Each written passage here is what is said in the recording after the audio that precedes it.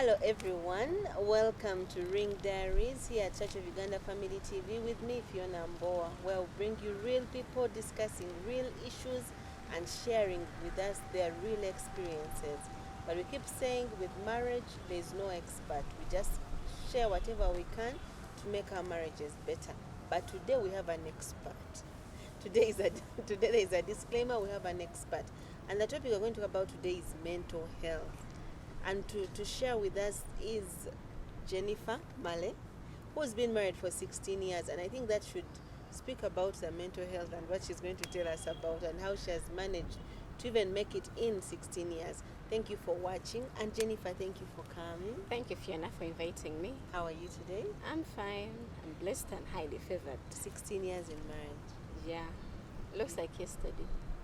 16 can't be yesterday. It can't be yesterday. But they say it is a short time usually when you're having fun. But if it is sad, you'll count every day. Oh, yeah. So Jennifer, first of all, before we get into this, can you just tell our viewers what do you do so that they understand why you're the right person to talk about mental health today? Okay. Thank you so much, Fiona. I'm Jennifer Male.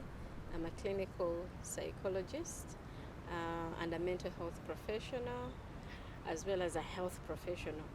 I use diverse approaches in working with couples, families, and individuals, as well as patients in hospitals.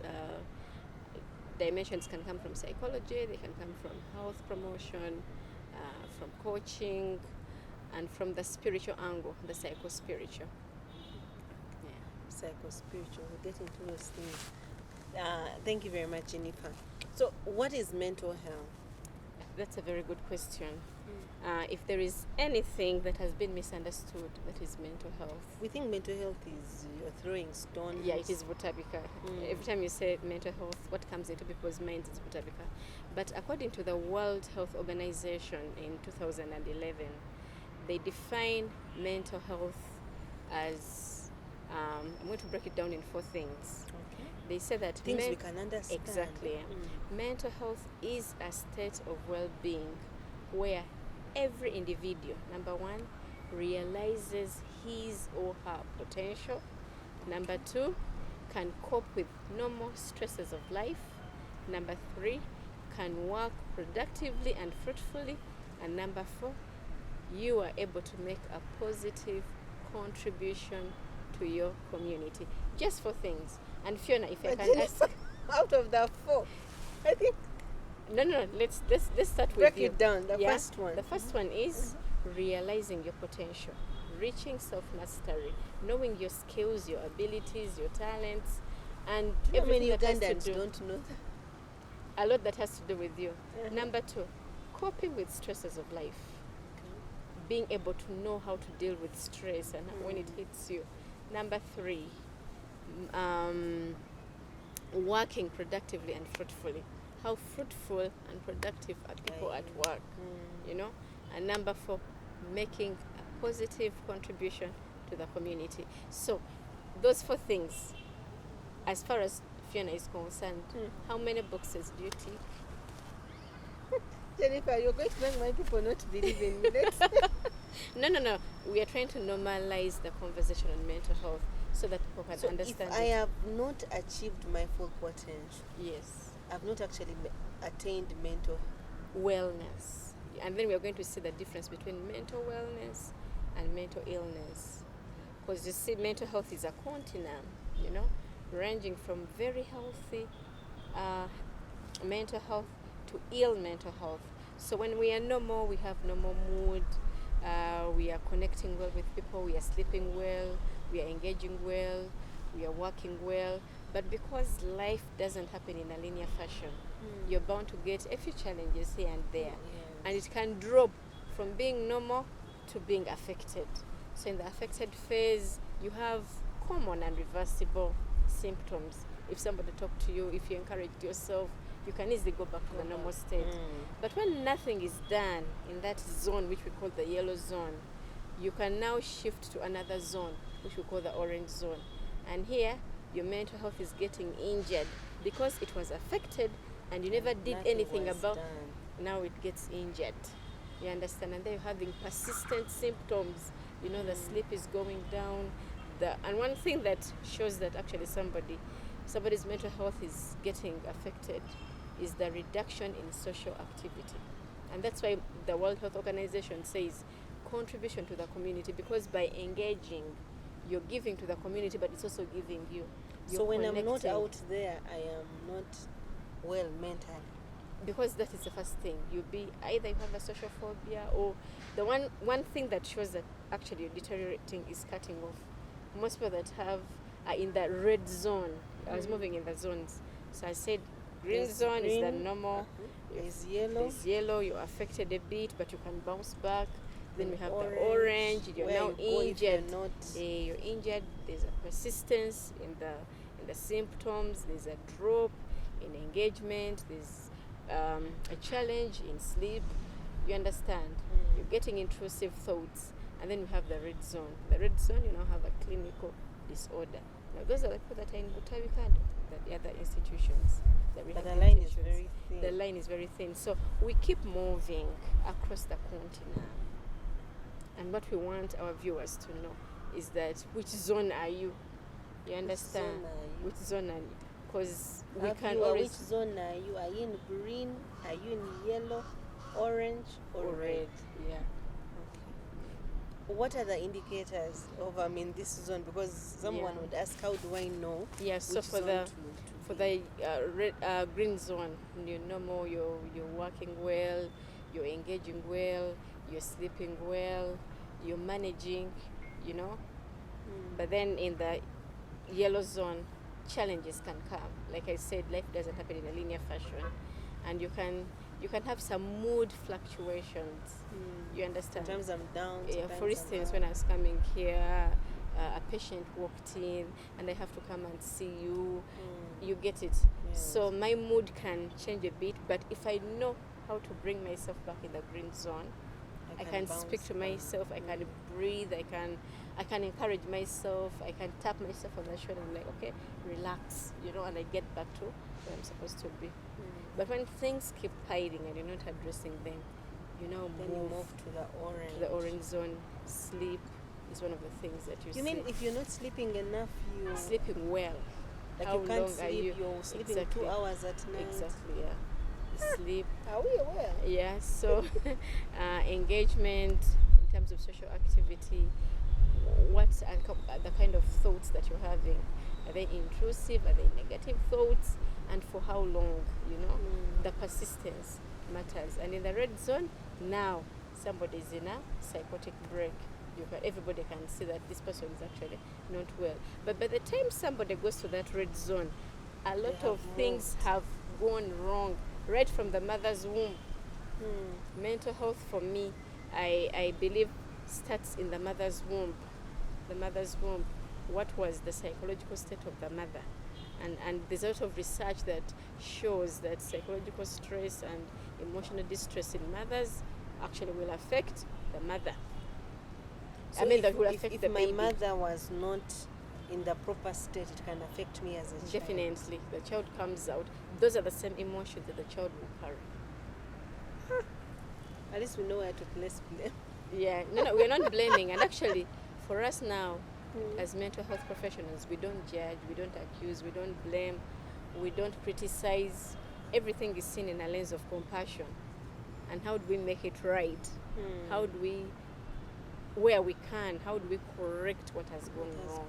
What has gone wrong? And it is when you come out, you know, and there's compassion and there's room for you to understand where your problems have come from, then you're able to make a conscious effort.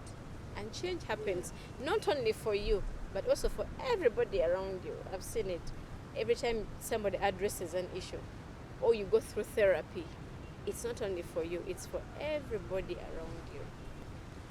So Jennifer, first of all, I'm still amazed at all those things, and I'm still trying to find which box I fall in.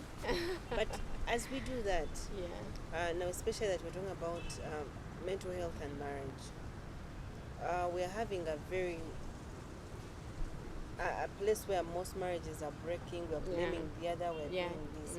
Does that have anything to do with our personal mental health, like me as an individual? Does that affect how we relate as a couple or something? Exactly it does. Remember I told you that mental health starts in the womb, and for us as mental health professionals, we know that at every stage as a person is developing, they're overcoming a crisis. But in marriage, majority of the issues have to do with attachment. Between ages of 0 to 18 months, what happened in the life of that person that you're marrying? How long were they breastfed?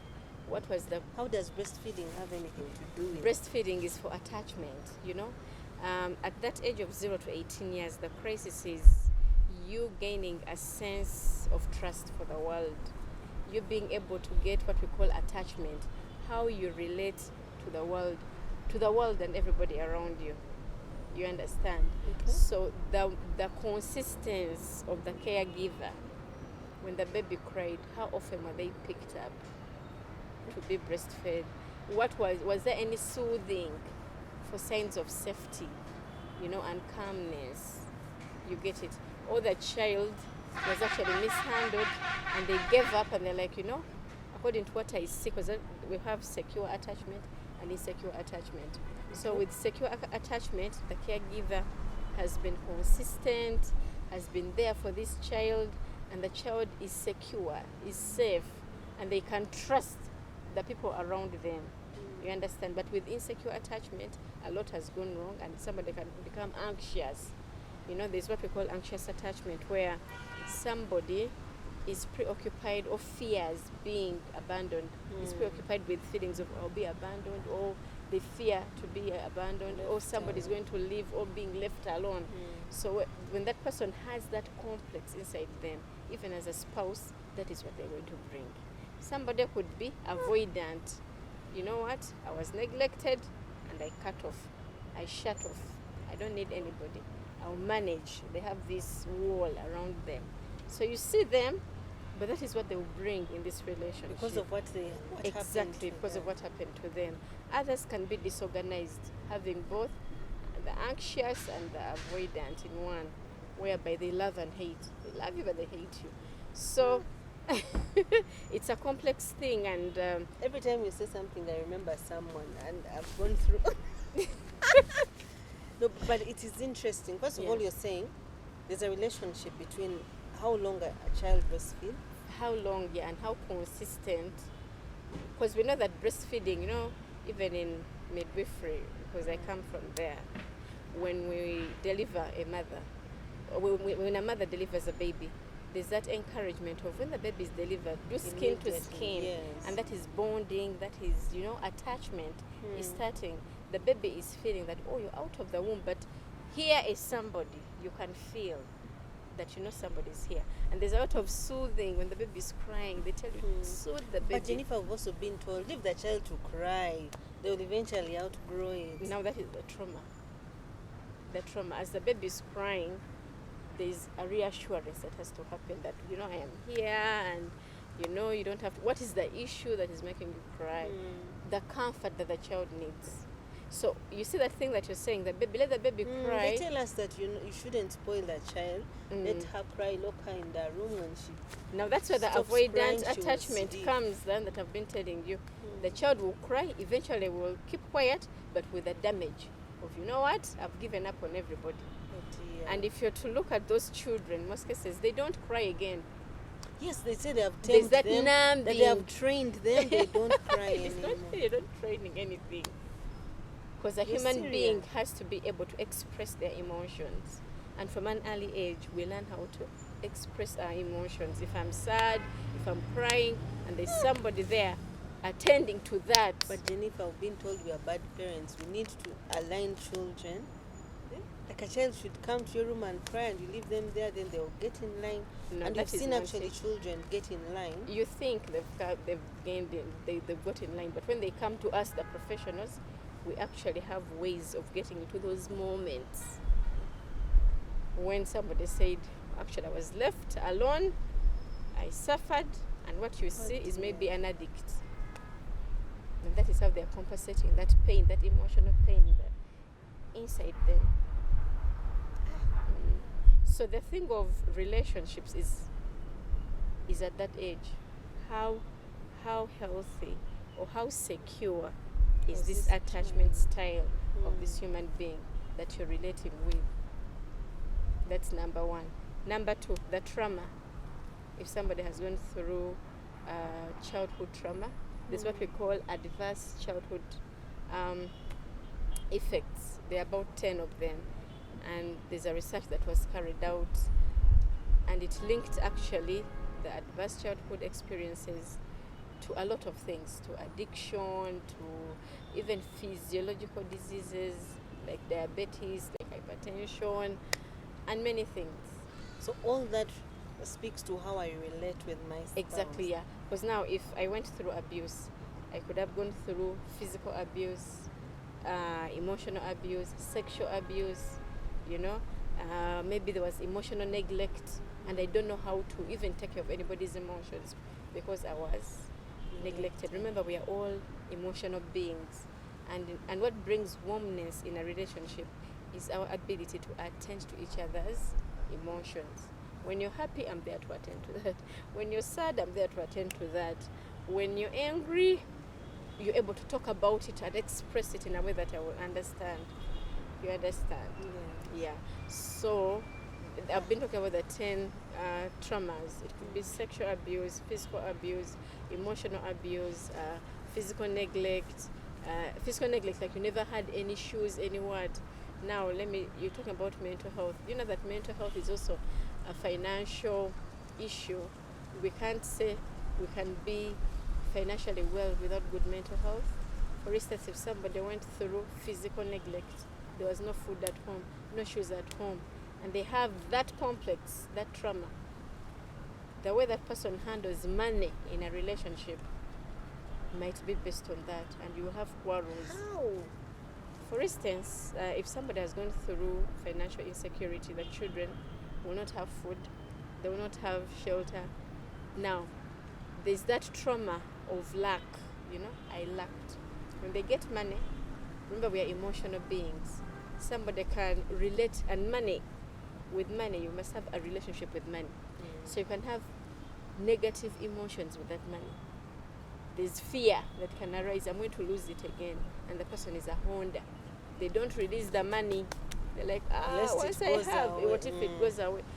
You buy 1 kilo of posho, even when they have money, they still see themselves as somebody who doesn't have money because of trauma. So it could also be coming from a dysfunction of the other 4 categories of the trauma have to do with the setting in which someone has been raised in.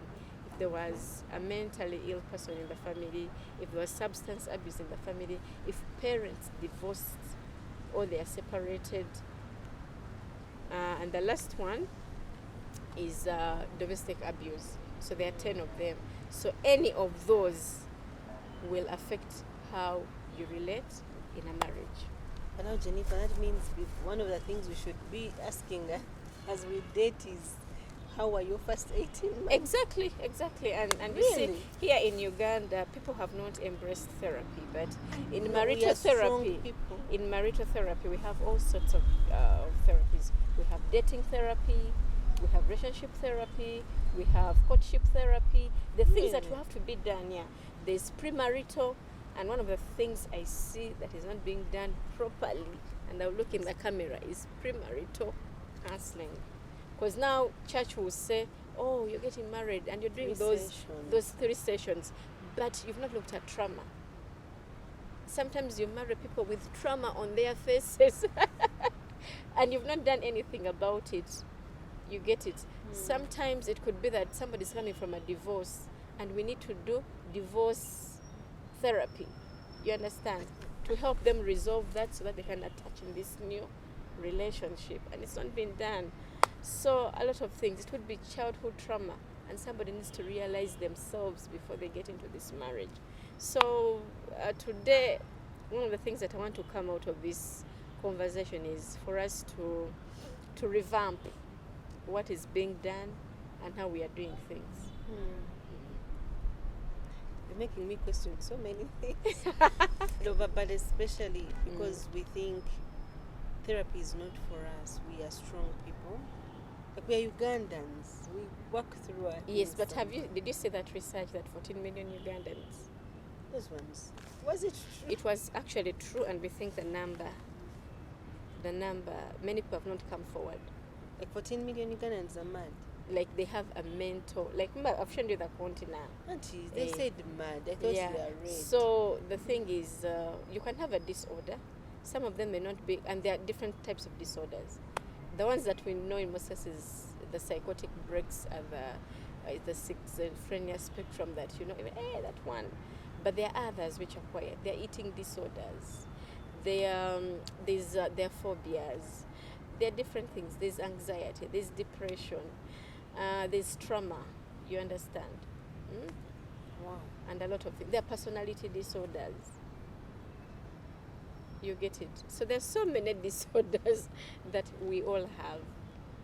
So we all are. Everybody somewhere. has a form of a disorder.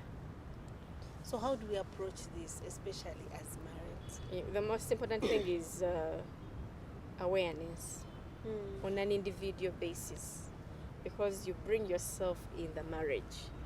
You understand what I am is what I will bring. So when I acknowledge my dysfunctional childhood or something that happened, and I look at my relationship, I'll be like, oh, okay, so I'm having attachment issues because because my mother left me as a child. Okay, that's why I can't relate with people, because I don't trust easily. You understand? And now I'm having mistrust issues in my marriage because of where I'm coming from. So sometimes we actually do things and we don't understand. And we don't know why. So psychotherapy will bring an understanding of why you're doing what you're doing, and then how would we resolve that? Because first we say she's naturally, she doesn't trust people easily. Yeah, but that is not good, because in every relationship that's what you carry, and that means you cannot grow any relationship because of the mistrust that you're having. Oh. It could be an issue of trauma.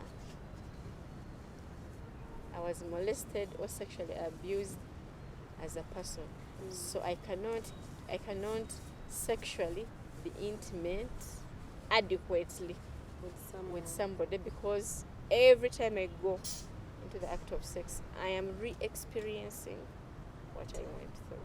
You can also do those things. I thought they are for white. We are all human beings. Why we say it is for white is because they raised awareness. And I'm glad that today Family TV is giving us a platform where we can raise awareness. Wow. So what can we do? That's a good question. There are different ways to do it. Number one, individually, as a person, seek out help. Read more about it. We have internet. I see people on TikTok, but there's a lot of information on the internet regarding whatever topic that you want to learn about, and then you see where you fall. Number two, people in the media, instead of giving certain content, platforms, try to make sure that we are giving a voice to mental health. As a church, I come from a health promotion background, and we something we call the settings approach. In every setting, can we have awareness of mental health? Can we have psychologists as part of the clergy? Can we have psychologists in schools? Can we have, in every setting, can we have mental health penetrate so that we can be able to raise awareness? Number three, policy, at policy level. What is the government doing about policies? For instance, workplace policies, school policies, community policies regarding mental health. So there's a lot of work to do. Okay, we're going to take a break, and when we come back, we're going to continue with this conversation about mental health in marriages. And I hope our viewers are able to understand, one, where do you lie, and also where can you get help. And I'm hoping by the end of this conversation, we're able to tackle all those things. Don't go away. I'm Fiona Mboa, here at Church of Uganda Family TV with Bring Them.